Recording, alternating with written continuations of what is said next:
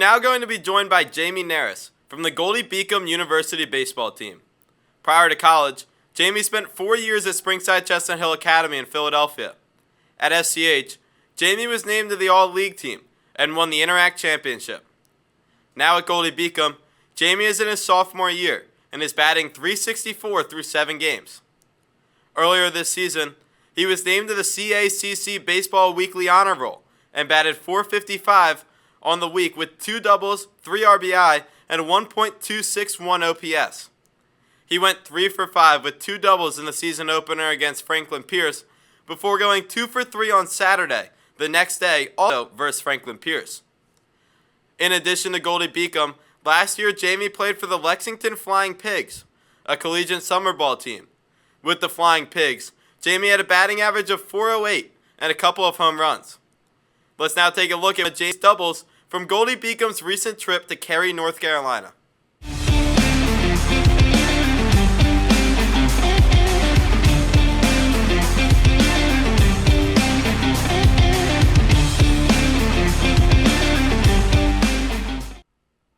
All right, and we are now joined by Jamie Neris of the Goldey-Beacom Baseball team. Jamie, how you doing today? I'm doing great, brother. Glad to be here with you.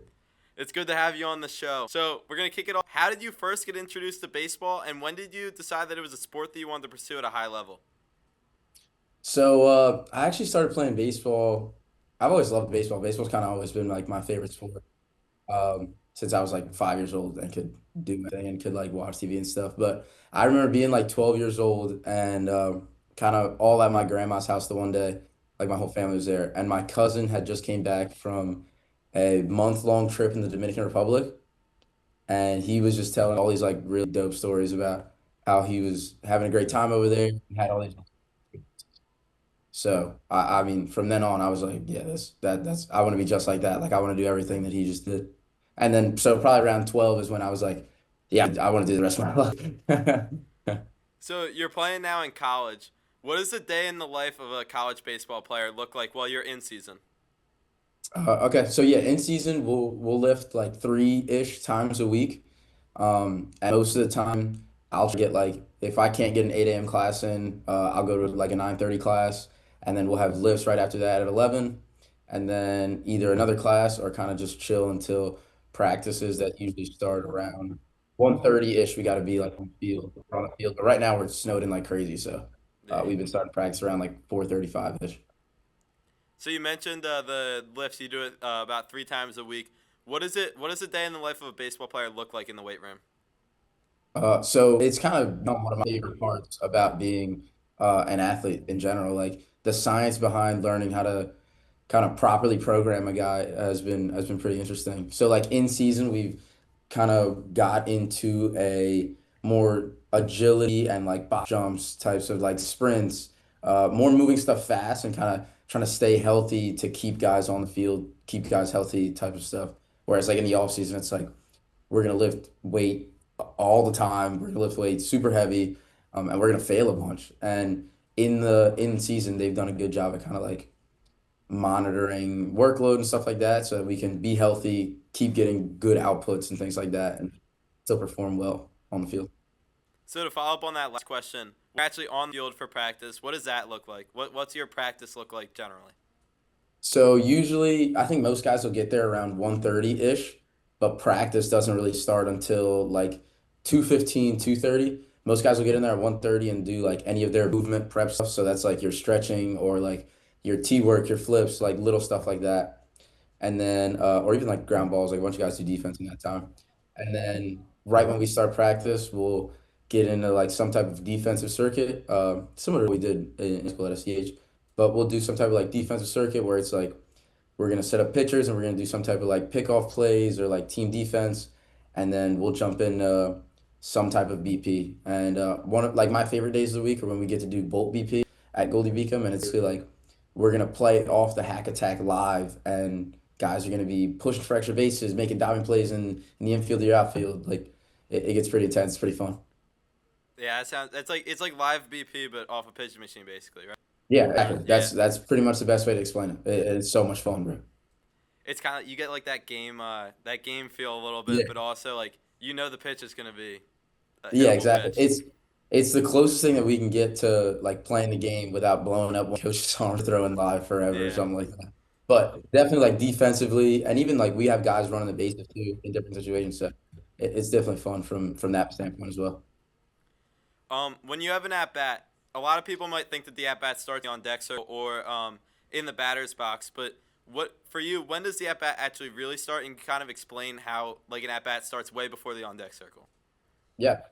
So I mean, to be honest, like the at bats for me start the night before, the week before, think that like one thing I really have gotten into, not only like the first year of college, but even my senior year in high school is like we would visualize a ton. So stuff like a lot of the times you won't get a ton of information on the pitcher, but being able to kind of just think through like different situations. If you can imagine a field and imagine yourself being successful the night before and continue having that um, literally up until you get into the at bat is really beneficial. At least like being able to be there in complete silence in my own head, just like imagining myself being successful. Even the night before is usually I'll start at bats with call. Yeah, 'cause there's so much like mental stuff that goes into baseball, So much. especially hitting. And Yeah. any advantage you can get over a pitcher, like it takes a lot more preparation for a hitter, I feel like, than the pitcher. Yeah, I mean it's definitely difficult for both, but I would say as a hitter, it's like having the stigma that hey, we're gonna fail 7 times out of 10 Yeah, is definitely like a thing. It's like I don't want to think about that while I'm yeah. hitting. So trying to see myself be successful as many times as possible before I even step in the box is real. And like I said, that visualization, literally up until I'm the last thing I think about before this guy throws a pitch is me like hitting a homer to dead center field or something like that, just to keep me looking right. You guys just got back from a road trip in Cary, North Carolina at the USA Baseball facilities. Kind of generally, what does a away trip look like for your? So usually, you kind of so like this weekend we were down there for I think it was 2 nights. We got down there Thursday. We were there Thursday night, Friday night, and Saturday night, and then we were supposed to play Sunday, but got banged because of rain. But usually we'll get up pretty early and get the bus going. This weekend we were out by around 8-ish. We'll get out of here by 8, stop at the Wawa, and they'll give us like meal money so we can go like get a bunch of food there.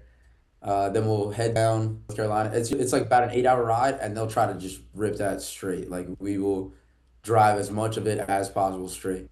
And then we got down there this time, and we actually got to train indoors, which was pretty dope.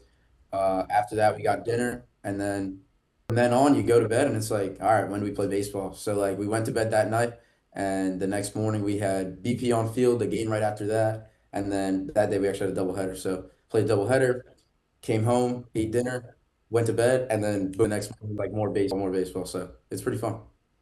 What's it like balancing baseball and academics during a long season, like with all these road trips, games? How do you balance the academics as well as baseball? Yeah, I mean, it's definitely tough. I would say that I'm at a smaller school, so that's definitely an advantage for me, being able to like get to know all my teachers and let them know that, hey, I'm going to be playing baseball and I'm going to be missing some classes, but I'm going to do everything I can to kind of balance both of them. But it's definitely tough. But I would say that having the ability to talk to teachers and be like, hey, like, just let it be known that those things are happening is kind of the best thing to do. But I would definitely say it's tough. I would definitely say it's tough, especially when things like midterms and like I have a midterm coming up on Thursday. It just got moved back. It was supposed to be on Tuesday, but it just got moved back because of the snowstorm that we just had. So stuff like that definitely plays a toll. I've seen you play a lot of baseball games, obviously through high school. But how would you personally describe your style of play, and what do you think sets you up on the field? Uh, so I would say, dude, I don't know. I would say I'm just a grinder, bro. I love the game of baseball. So like I'm gonna work really hard. It's gonna be tough to outwork me because I'm gonna work really hard, and I'm really confident in the stuff I'm doing when I'm out there. So, and when I'm not playing well, it's probably because I'm not really confident or something like that. So I'd say I'm pretty confident in the stuff I'm doing because I work so hard and. I would like to say that like the homer potential is always there, and potential to change the game on either side of of the ball is always there too. So, Are there any coaches that you've had throughout your career that have left a big impact on you, and if so, what sets them apart? oh my gosh, I every coach that I've ever like has definitely played a role in in my development. I'd say like one of the first coaches I ever had was my cousin, and he was like the catalyst for everything that I've ever anyone who I ever talked to. I'm like, yeah, that's the guy who taught me how to play baseball, and he's the reason I'm playing baseball because nobody played baseball in my family other than him. So definitely my cousin, the way he was like intentional with the things we were doing, the way he set up the programs for us to.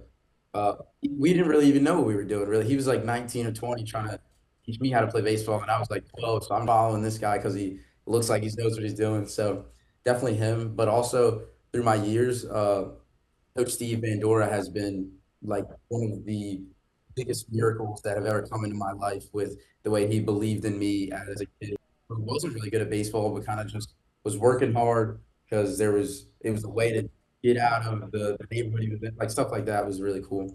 And then also like Chase Miller at a center athlete, Coach Kramer at a center athlete, like all those guys super beneficial to my life and super beneficial to like my mental and physical development, along with all the guys at SC, Coach Mike, Coach Ben, Coach Ish, all those guys like have been amazing for me. Like great role models, people that I can call whenever things are going bad, people that I can call about life or call about baseball. It's definitely like huge shout out to all those guys who helped me to where I am. You've played a lot of baseball games throughout your life. Can you walk us through your pregame routine? What does Jamie Neris do before a game? Dude, pregame has changed a ton. Like I feel like pregame is kind of depends on the day, the how many games we have played, stuff like that. But I think for me, like a good pregame routine, I'm gonna get to the field. I'll throw on like if it's warm out, hopefully it's warm out, and I kind of like get on the dirt or on the grass, like with no shoes or anything, kind of just find that like peace within my own head for a little bit, slow my heart rate down. That's kind of where that visualization. But then after that, it's like I'm gonna put my cleats on. I'm gonna go through some daily stuff with my gloves to kind of get my defense locked in. Then I'll head down to the batting cage, do some like flips or something like that to get me dialed in, and then kind of start warming up, starting to get my body like ready to jump, ready to move, stuff like that. So I can kind of go play baseball. And then, are there any pregame rituals or superstitions that you do before every game? Uh, I wouldn't say like superstitions that I do, but I've definitely started praying before every game. Like that's the thing that I've been very like I guess have a ritual like being able to kind of center myself in my head in my like religion like knowing that the result that comes out of the game are not going to define who I am personally, kind of like being able to surrender myself to God's plan and knowing that that doesn't always mean success, but in the end it's going to be success at the end of the day. So that's kind of where I've landed with that. What's the biggest difference you've noticed between high school and college baseball? You've got a full year of college baseball and some games this year under your belt. What's like the Yeah. biggest difference you've noticed? Biggest difference is kind of I'd say attention to detail. Like baseball's a game that kind of is going to evolve as you go, and the attention to detail is kind of what keeps at least me like in the right headspace. Like you're gonna fail a ton. Like last year, I started off really slow. Like I think I was over my first like 20 or something like that, and being able to like trust the process and trust like the people around me to like successful is kind of where I've been being able to just be intentional with the things we do pregame, trusting the process kind of keeps You stuff that committed I didn't the really know how to do in high school though. Kind of like I'm still learning how to do. yeah. You committed the Goldey-Beacom prior to senior year, correct? Yeah, I believe it was August, like kind of right before senior year. Okay. So it obviously seems like it's been a great fit for you so far, but what ultimately led you to choose Goldey-Beacom and what makes that program feel like the right fit for you? Yeah. So I was actually lucky enough this was like my only offer coming out of high school. So it wasn't really too much of a difficult decision for me. It was like, I'm gonna go somewhere where they believed in me and they thought that I could be a good fit for the program. Another thing, but I mean, along with that, there was definitely like an option to go the JUCO route. And I know that's like the hot thing to do right now. So definitely like something I was thinking about. But I actually trusted in the Bible, bro. At the end of the day, like that's kind of where I've when anything's going wrong, I'll kind of just stick my head in the Bible and kind of have an idea of what I want to do. But at the end of the day, like ask the Lord to give me the guidance to give me what I should be doing. and that's kind of where I landed. And then when I got here, the coaching staff was just like very open to the things that I had already been doing and the programs that I had set up in my own head with Ascent and things like that. And they kind of like let me run free.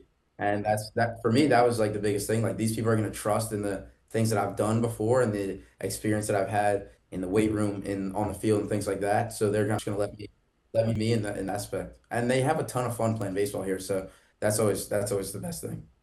That's what it seems like. I've seen like some of the stuff you've reposted. It seems like you Yeah, guys have bro. like a ton of fun. Exactly. And That's like that was their biggest selling point to like any recruiters. Like, dude, we're gonna have a ton on playing baseball, and we have a lot of fun when we're winning, so we're gonna do that as much as possible. And that's kind of like one of the biggest things that I've like felt since being here.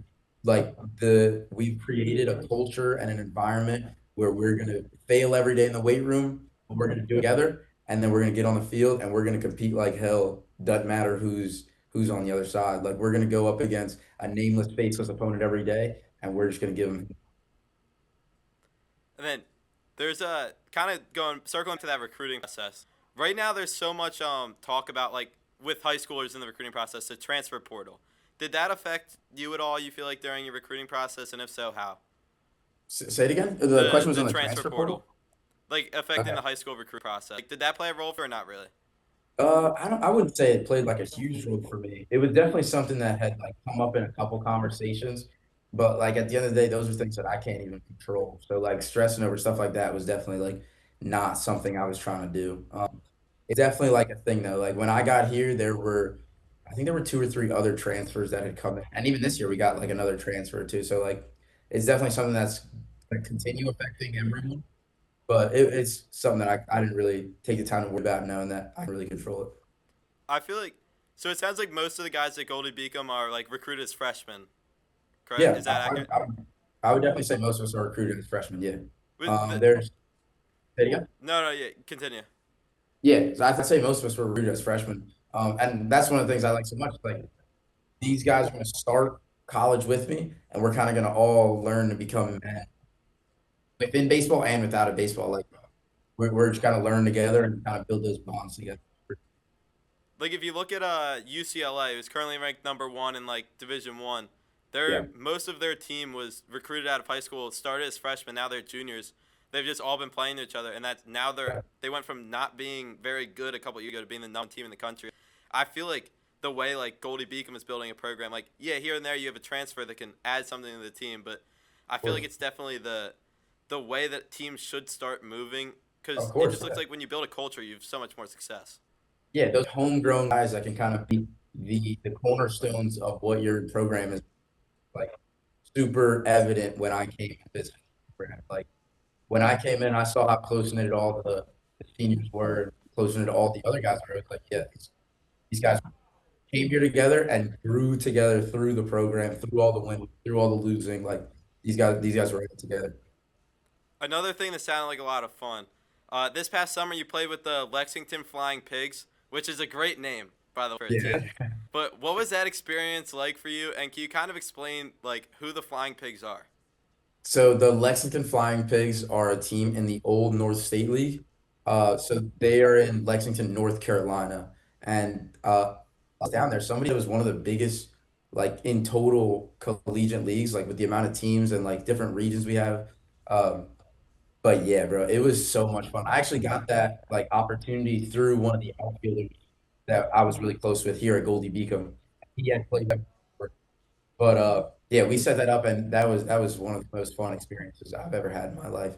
Being able to go to somewhere that is completely different from North Philadelphia and be surrounded with baseball, country music, lakes that are able to be swam in. Like you can swim in those lakes and not like get weird. Like it was so much fun being out there, like seeing the different culture of people. It was awesome. I Is it remember like just the like the first two middle of weeks, North me Carolina? and my dad were out there and we were like, why are these people being so nice? What the heck's going on?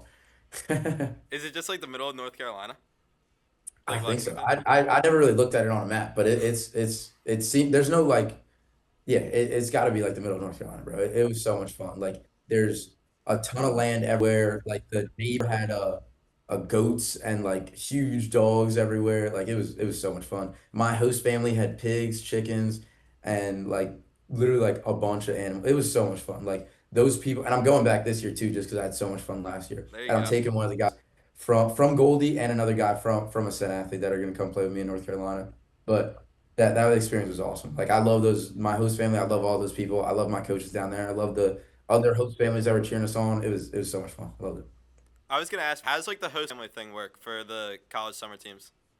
I mean, bro, it was definitely weird like going into it because my family at least was like, they're just gonna let you go live in their house for the whole summer. What the like it was definitely weird going into it, but it was I awesome, bro. Like I got to there was a trailer that I lived in across from my buddy, and it was basically like we were roommates for all the summer. It was uh it was like I got a little brother and a little sister and a bunch of like free reign to go like they had the fishing like across the street. There was a bunch of stuff to go do. So it was along with all the baseball we played, there's a bunch of like culture that we could have gotten into that was super fun, bro.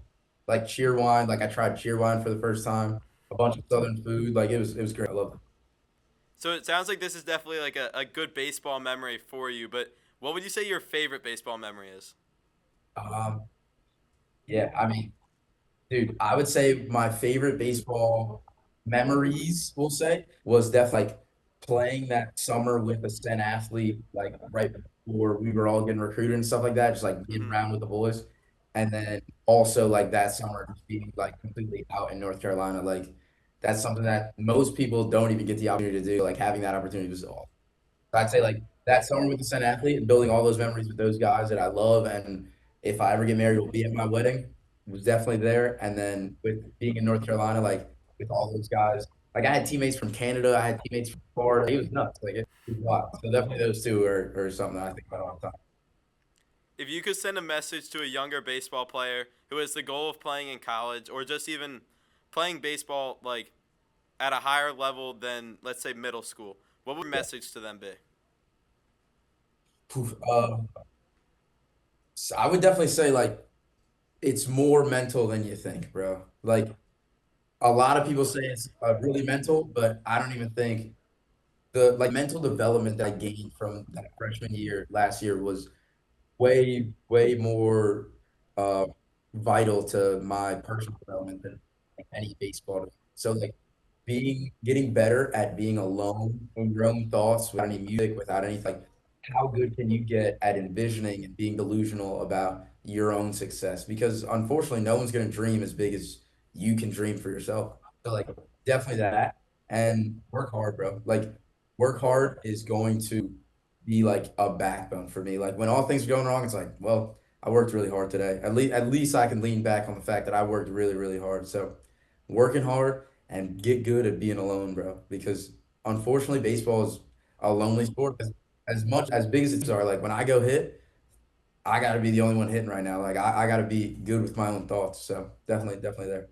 That batter's box is its own little island. There's nobody else Yeah, out dude, there. it's a lonely island sometimes, bro. When you're up there and you got 3 Ks already and you're on your with that bat, it's like, oh man, no one's really thinking of much success for you, so you got to do it for yourself, bro. You can't see the other islands across the ocean. It's a little foggy. Yeah, for real, bro. It's real foggy sometimes.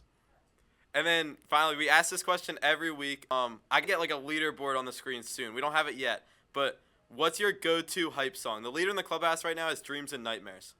Dude, bro, Dreams and Nightmares is definitely a banger. And then being from Philly, bro, that's definitely a banger. But I definitely listen to just Spanish music. So Okay. like all the like Voy a llevarte pa PR by Bad Bunny. That's like a song off his new amazing. I love it, bro. Okay. Like if I'm ever down, like I'm on that, bro. Was that Uh one in the Super Bowl show? what's I think it probably was in the yeah, it was the Super Bowl, exactly. It was awesome, bro. I loved it. Like that song's probably where I'm gonna go if I'm ever down. But even like being out in North Carolina, like I listen to a bunch of Morgan Wallen songs, like Falling Apart was a great song, which is like a sad song, bro, but it gets you going every time. Like I love that music, bro. Nice. Well, it was good to talk to you, Jamie. Thanks for coming on the show. Hopefully, Hell yeah, brother. It's good seeing you, it's dog. good to see you too. Hopefully, we can get you on again next year. Yeah, bro. Awesome, bro. Hopefully I have like a natty title or like a player of Yeah. the year to show you. Yeah. You put the trophies up in the background next time. Yeah, we'll put him on the background or something.